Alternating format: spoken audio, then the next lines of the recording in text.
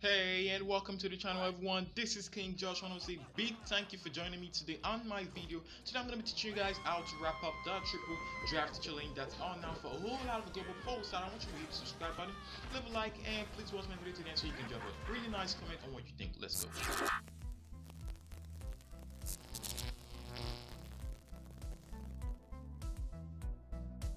Once again, I want to say a very big welcome to everybody who clicked onto this video, and today I'm going to be teaching you guys how to triple draft. So I'm going to be jumping into my first match without further ado.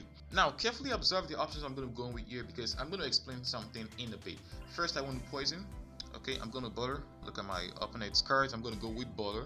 Okay, nice. Yeah, I'm going to go with Mega Knight because I'll explain in a bit. Let's go.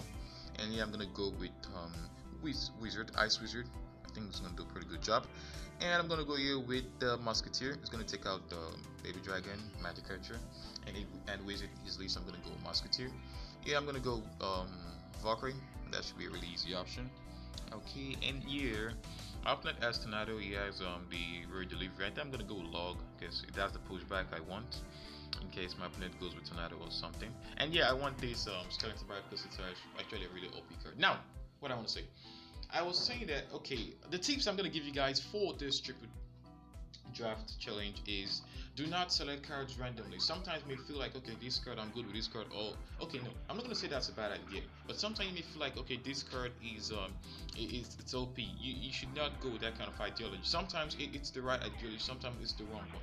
The first and foremost thing you should consider when picking cards in the triple draft challenge is what it has to counter. Like, now, the triple draft challenge is built in a way that you want to see what options your teammate is going to pick from, your opponent is going to pick from. So when you're selecting a card, you should try considering, okay, with this card be able to counter off all three of these cards. Sometimes it will not be able to. Sometimes it will be able to counter at least two of these cards. So what you should go with is, okay, the minimum of two cards will be able to be countered using this card which I'm selecting. Now I know that that's a little bit confusing. I'm going to explain in a bit. Now if you notice here, I dropped Mega Knight because I realized that if I drop something like the Baller or the Valkyrie, he's probably going to use Lightning because earlier when I saw he has Lightning.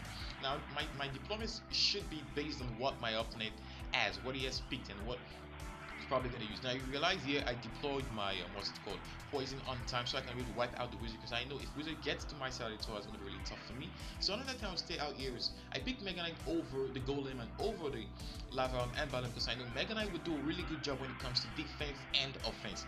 Now the Golem will do a perfect job also when it comes to offense, but will not be very defensive. Sometimes going to give me a real good advantage. Now I want to make an example here. Now you realize that I was able to take out my opponent's outer tower and start a really nice push onto the side of the tower here, and he deployed Golem I think at the wrong time. This will be GG for me, game over. Now you can realize that in this match here it was an easy one. We're able to wipe out my opponent in split seconds. That's because I selected a card that's going to really do a really good job when it comes to attack and defense. Now I'm going to up on to the next video in a bit. To be honest here, my options I selected onto this match is really defensive because when you get into 6-7 wins, it's gonna be really tough for you. Most times your offensive and defensive cards will not be able to do a good job when it comes to getting to the top. So I'm going here with I started off with the Witch and the Archers because I need something for defense, a really solid defense, because the Witch skeletons is really nice. I went with Golem here because I know Golem has a whole lot of HP and it will get to the top. On this previous draft here, I realized my opponent has Sparky, so I went with Zap on this spot, and I'm going with the Goblin Heart because that card is actually OP right now and it's going to do a really good defensive job because it's a building card. Typical defensive job. Now I went with Fireball here because I realized onto the first draft I think my opponent has a selection with Royal Hogs, so I'm just okay, let's be safe here. Fireball for Royal Hogs and also for the Magic Asher. Now the match is going to start off swiftly because I just wanted to end this on time, so I'm going to go off with the Golem here because I realized Golem will do a really good job when it comes to taking a hold of it. That's tanking whatever hits going to come from the opponent, and I wanted to know if my opponent actually has the Sparky so I can be able to prepare ahead in case for my next push. And I realized, okay, he has Sparky. I think I misplaced my Zap because I didn't want my Night Witch down on time, but still she went down on time, so I misplaced my Zap and I realized I'm gonna be screwed because Sparky come here, Dark Queens, the Princess, but still we really did a really pretty defensive job here. I didn't get any hits from Sparky, just the Princess gonna get at least 2 or 3 shots there because I just want my Goblin Heart to be out on time just to be safe. So I think we're going actually we're doing good here because Now I know my opponent as Spiky. Now I know what he's capable of doing. So he has really good fireball value. I just had to trade fire a day for the magic archer and the mortar. The mortar is really is a really annoying card here because my golem would not be able to get to the tower straight up on time because of the mortar. But still, let's see how this push runs out.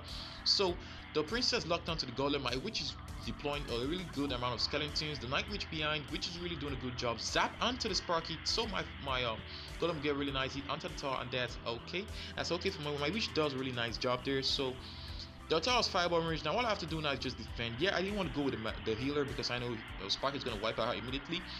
And my golem did a really good job when it comes to tanking. That was fireball for me, GG for us, and that is game over. So I think I've laid down the tips here. Do not select based on what you like, or I'd like to test this card out. Do select based on defense and offense. Now when you're starting off the challenge, you're gonna probably meet against players who are really bad at the game, so you're gonna go with defense and offense because most people tend to go with Sparky and just heavy decks and stuff like that, and that would not suit you. And when you get to the probably middle, you should go with cards that would do a really good job when it comes to offense. So this is the end of the video, guys. I hope you enjoyed it. I hope you grabbed some. If you did, please leave a like, drop a comment what you think, and I'm going to see you guys on to my next video. Peace out.